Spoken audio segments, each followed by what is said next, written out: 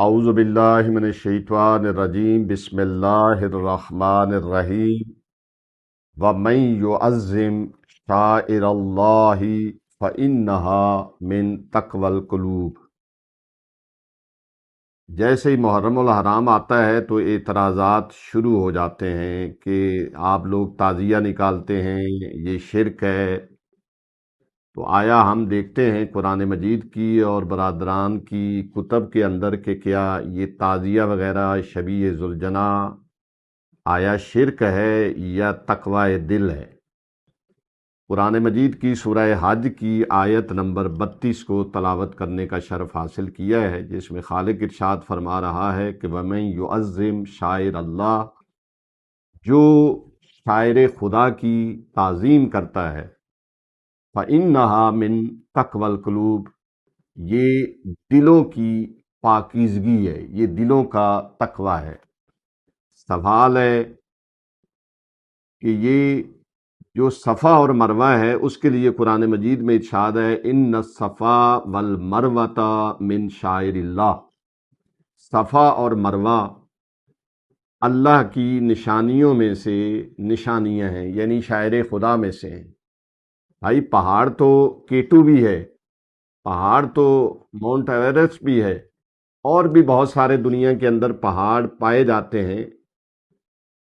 تو ان صفا اور مروہ کی پہاڑی کو کیوں اتنی فضیلت ملی، کیوں اتنا مقام ملا، کیوں اتنا مرتبہ ملا؟ تمام علماء اسلام، تمام مسلمانوں کا جواب یہی ہے، شیعہ ہوں، سنی ہوں، دیوبند ہوں، اہل حدیث ہوں، کوئی اختلاف نہیں ہے۔ علماء کہتے ہیں کہ یہ اس وجہ سے شاعر خدا ہیں کیونکہ ان کو دیکھنے سے خدا یاد آتا ہے۔ بھائی کیسے خدا یاد آتا ہے؟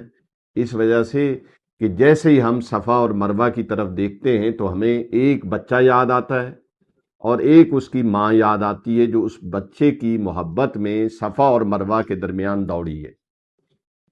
بچہ کون ہے؟ وہ حضرت اسماعیل علیہ السلام ہیں، نبی خدا ہیں، حضرت ابراہیم علیہ السلام کے بیٹے ہیں۔ ماں کون ہے؟ جناب ہاجرہ ہے، کیونکہ جب جناب ابراہیم علیہ السلام نے جناب ہاجرہ اور جناب اسماعیل چھوٹے تھے یہاں پہ چھوڑا تو پانی نہیں تھا، تو پیاس کی وجہ سے جناب اسماعیل تڑپے تو ماں 7 دفعہ صفا سے مروہ کی طرف گئی، پھر واپس آئی۔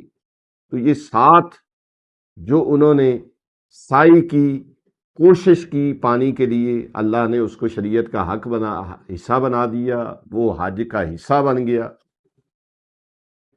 آپ مجھے بتائیں، آپ ٹھنڈے دل سے سوچیں، اپنے ٹھنڈے دماغ سے سوچیں اور بتائیں کہ جب حضرت اسماعیل علیہ السلام اور جناب ہاجرہ کی یاد میں صفا اور مروہ کو اللہ شاعر خدا کہتا ہے اور اس کے بیچ میں جو سعی ہوتی ہے اس کو حج کا جز بناتا ہے، حج کا حصہ بناتا ہے، تو جو فخر اسماعیل ہے، جو فخر ہاجرہ ہیں، ان کی یاد میں اگر ہم یہ تعزیہ، اگر شبیہ ذوالجناح وغیرہ نکالتے ہیں تو یہ بدعت کیسے ہو سکتا ہے؟ آپ خود سوچیں، آپ کسی سے نہیں پوچھیں لیکن سوچیں خود کہ آیا، کیونکہ جناب امام حسین علیہ السلام جو کربلا میں شہید ہوئے ہیں اور امام حسین علیہ السلام کی یاد میں جو سلسلہ ہے، امام حسین علیہ السلام فخر اسماعیل ہے، کیونکہ رسول خدا صلی اللہ علیہ وآلہ وسلم کے نواسے ہیں